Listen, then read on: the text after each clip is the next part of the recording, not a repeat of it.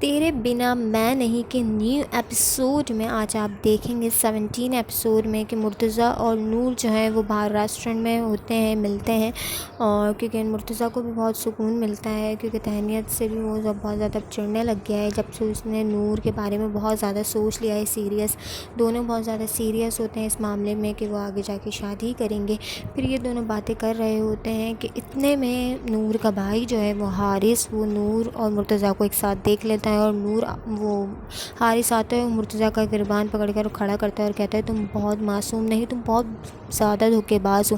ایک طرف تو تم اپنی بیوی کو دھوکہ دے رہے ہو اور دوسری طرف میری بہن سے نہ تم شادی کر رہے ہو اور نہ تم اسے آگے شادی کرنے دے رہے ہو. پھر یہاں پہ جو ہے وہ ان کا لڑائی جھگڑے چل رہے ہوتے ہیں. یہاں تہنیت اپنی امی کے گھر مطلب بلاک کرنے آتی ہے. پھر مرتضیٰ کی کال آتی ہے، وہ کہتی ہے کہ تم جانا نہیں، میں تمہیں یہاں سے پک کروں گا. اور پھر یہاں پر حارث اور اس کی حارث اور اس کی بیوی جو ہے وہ ان کے گھر آتی ہیں اور کہتی ہیں کہ جیسے آپ ہمیشہ نور کی لے کر آتی تھی شکایت، میں مرتضیٰ کی لے کر آؤں، اس کو سنبھال لیں، بہت برا ہوگا ورنہ اور بہت زیادہ برا ہو جائے گا. پھر یہ جو ہے یہ بات سن کر ان کو تو عجیب سے ہولے اٹھنے لگ جاتے ہیں مرتضیٰ کی امی اور بہن کو. پھر یہاں پہ تہنیت کو جو ہے وہ مرتضیٰ باہر لے کر آتا ہے سی پر اور کہتا ہے کہ ہم دونوں جو ہیں وہ ایک کشتی میں سوار تو ہو گئے لیکن ہماری منزلیں الگ ہیں اور ہم جتنا بھی کچھ کر لیں ہم نہیں کر سکتے. وہ مرتضیٰ تہنیت پہ ڈال رہا ہوتا ہے، تہنیت مرتضیٰ پہ ڈال رہا ہوتا ہے. مرتضیٰ یہ کہتا ہے کہ اگر میں آگے نہیں بڑھا، مطلب تمہارے ساتھ صحیح نہیں ہوا، تو تم نے بھی کچھ نہیں کیا میرے لیے اور ہم دونوں کے راستے الگ ہیں.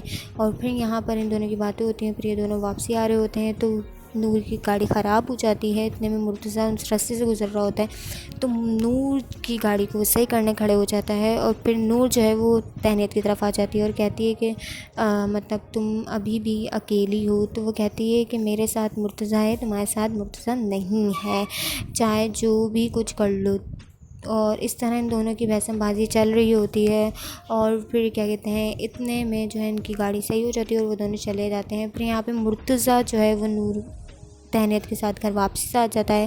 اور پھر مرتضیٰ تہنیت کہتی ہے کہ میرے سر میں درد ہے، میرے کمرے میں آ جاتی ہے اور واش روم میں آ کے بہت زور زور سے رو رہی ہوتی ہے اپنی ساری باتیں کو. یہاں پہ نور جو ہے وہ تہنیت اور ان دونوں کے درمیان جو باتیں ہوتی ہیں وہ سوچ کے رو رہی ہوتی ہے.